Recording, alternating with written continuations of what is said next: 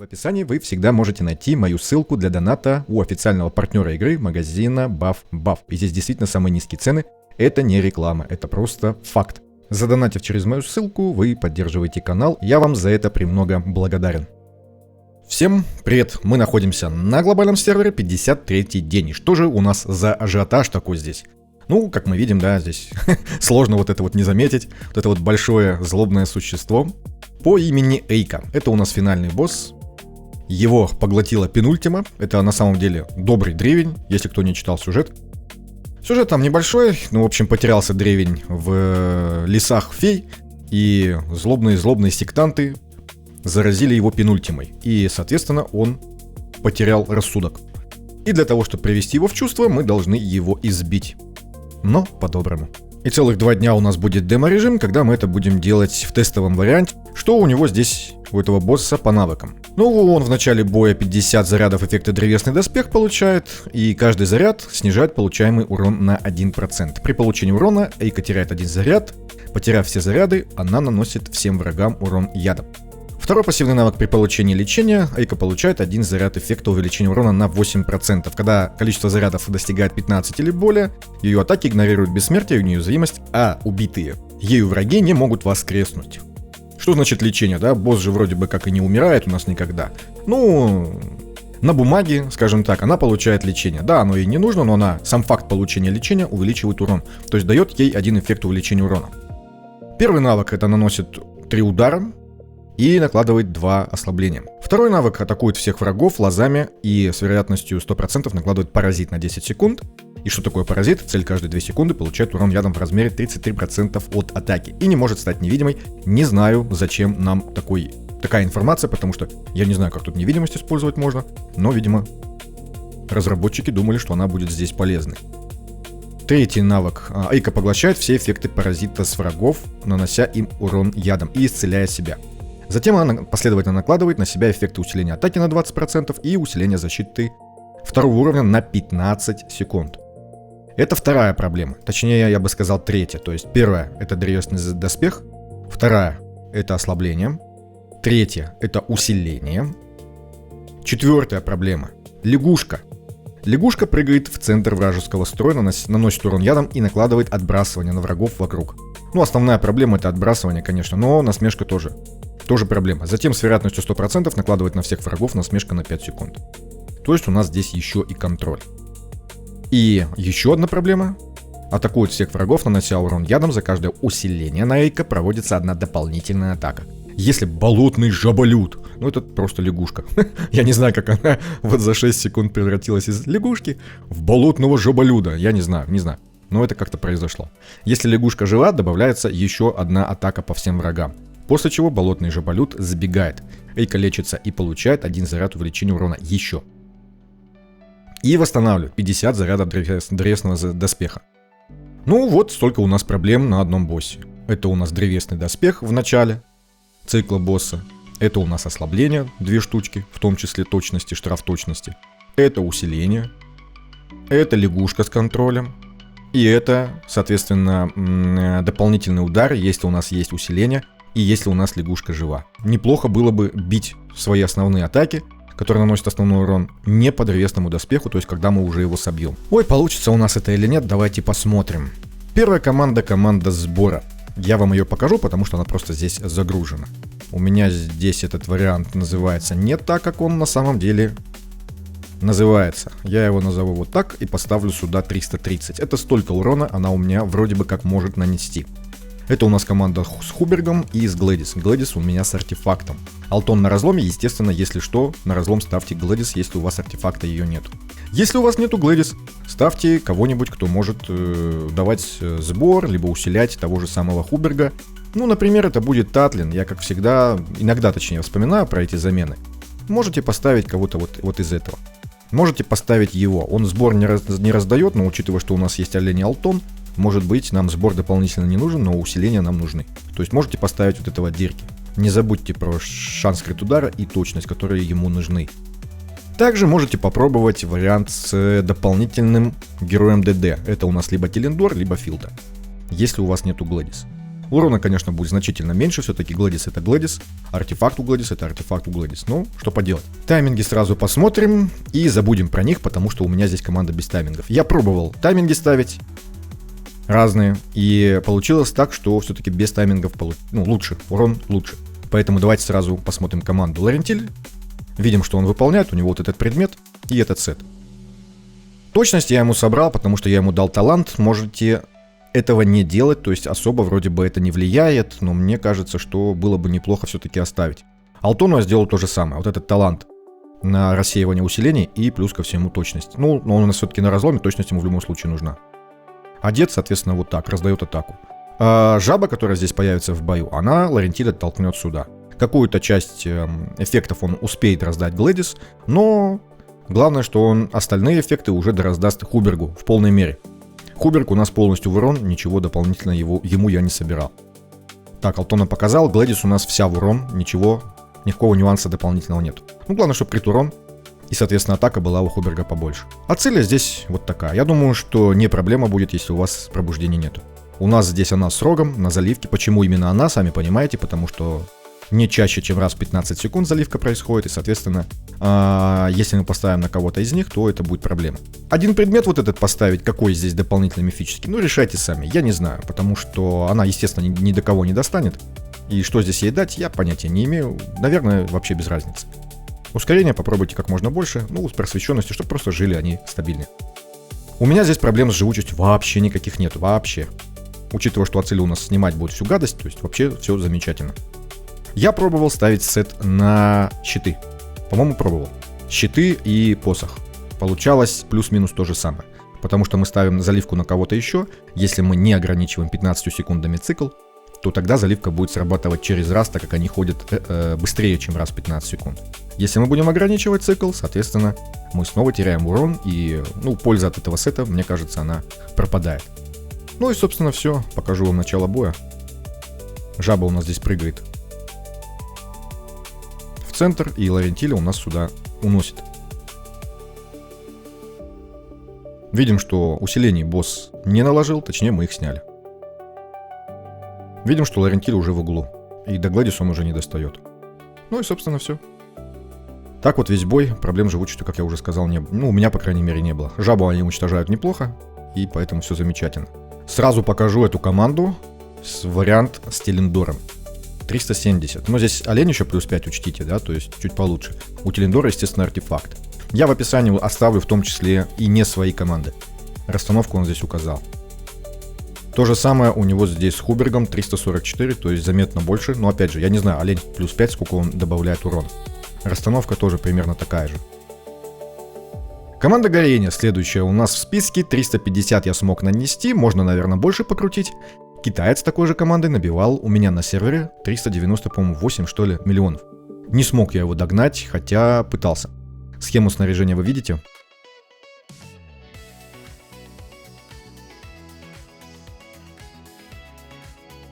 У нас здесь Адольфус с кучей сопротивления, сколько сможете собрать. И он у нас на раздаче этого сопротивления. В остальном, вот этот сет, предмет, ну и в принципе все. Ничего такого. Ускорение я, сколько смог ему добавить. Не знаю зачем, пускай будет. Столько добавил. Мы ставим всех вокруг него, чтобы он это сопротивление раздал. Пайкстон убегает вперед. Я ему такое снаряжение выдал. Точности побольше и сопротивление тоже.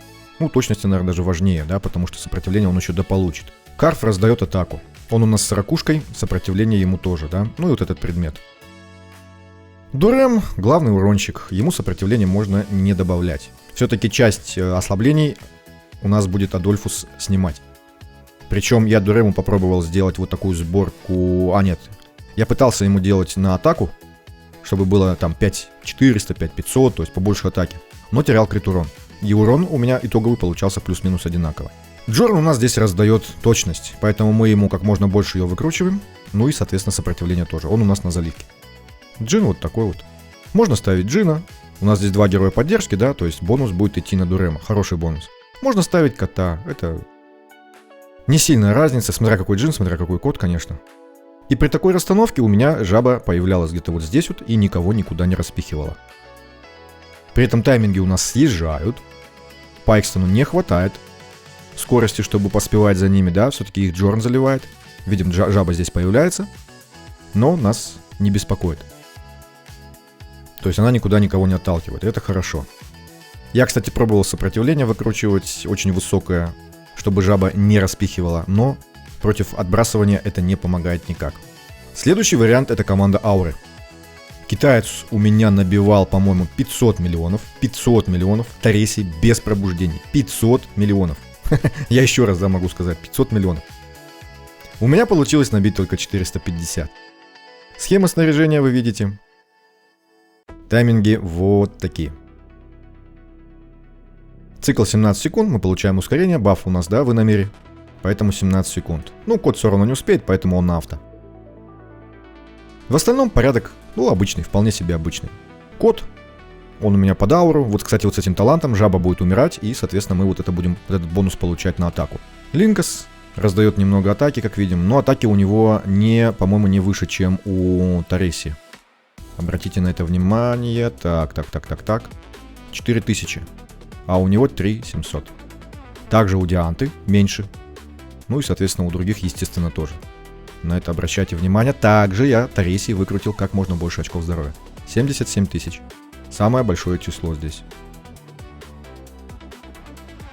Тареси максимум урон, никаких особенностей. Линкаса я показал. Анализис у нас точность, не забываем.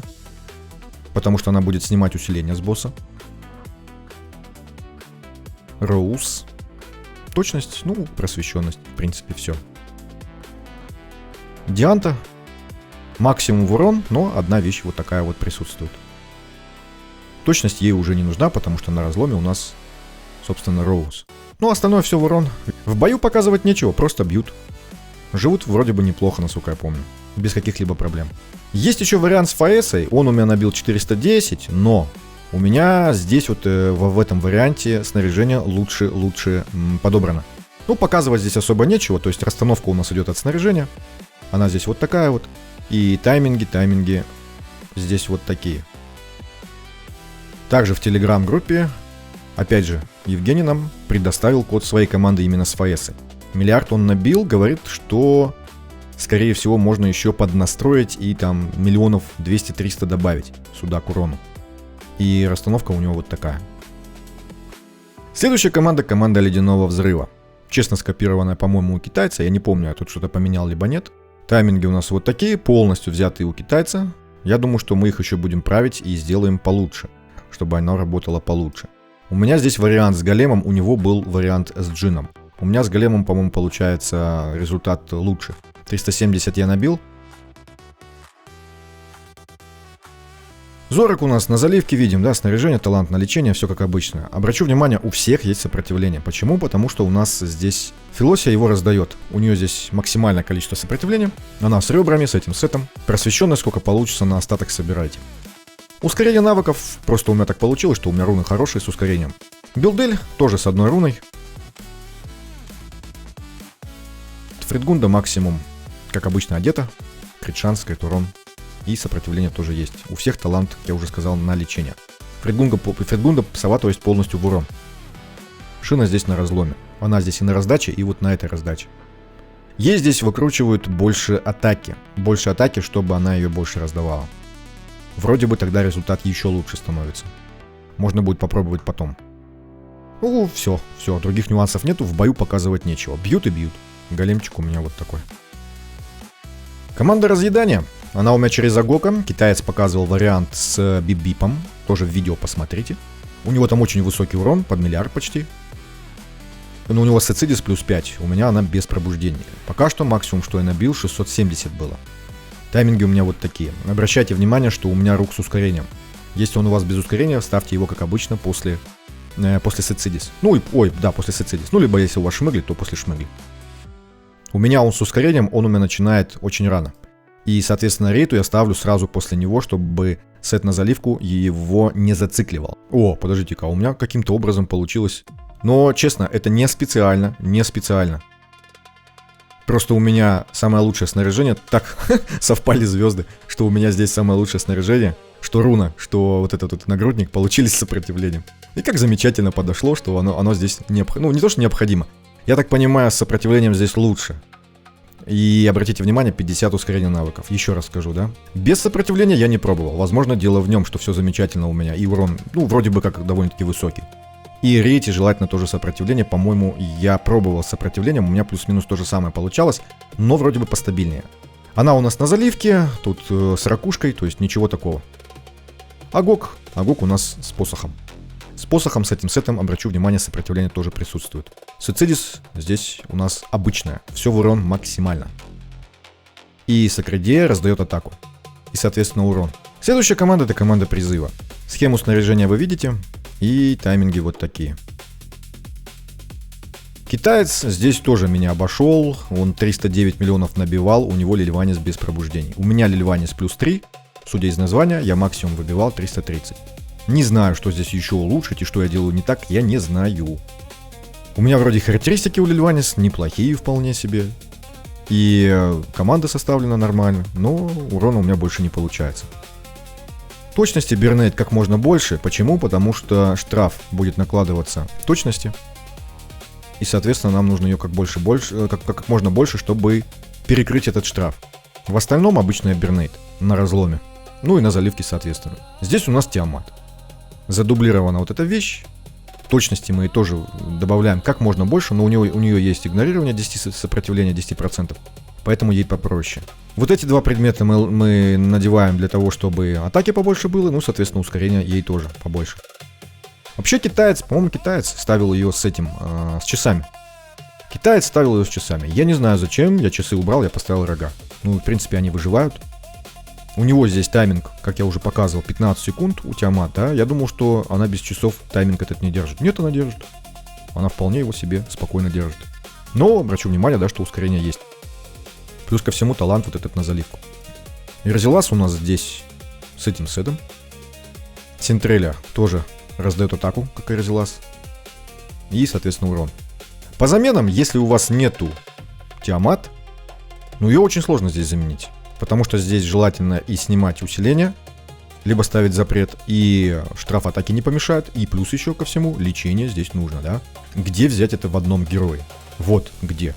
Если у вас ее нету. Ну, вполне возможно, что вам придется ставить двух героев. Я предполагаю, что если у вас Эстайон в команде неустрашимых не будет использоваться, можно попробовать здесь поставить Эстайон. Она у нас подлечит, она у нас будет накладывать неплохо штраф, ну, разлом. Штраф защиты. И, соответственно, не давать накладывать на себя усиление. Штраф атаки не будет, лечение у нее слабое, вытянет она одна, либо нет. Ну, я почему-то сомневаюсь.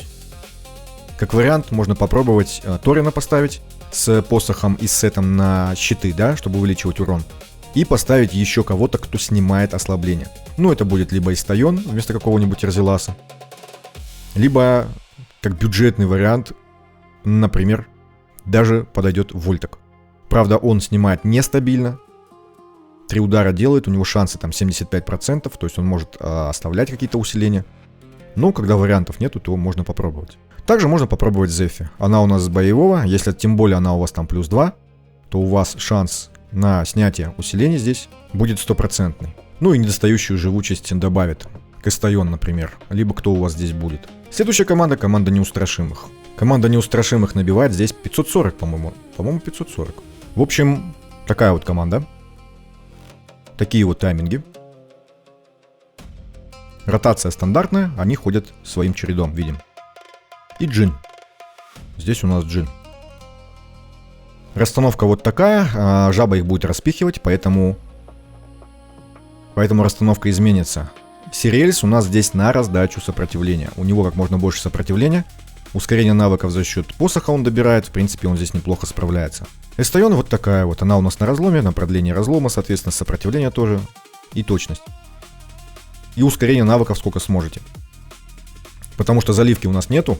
У нее, конечно, есть с таланта. Но оно раз в 20 секунд, поэтому имейте в виду, вообще, по-хорошему, наверное, лучше вот этот поставить. Как мне кажется. Не знаю. Кульвида здесь на раздаче. У нее здесь много атаки на раздачу. Сопротивление имеется и точность. Гуинавивер, она же кукла. Вот такая вот у меня. Ой, сопротивление я тоже ей добавил.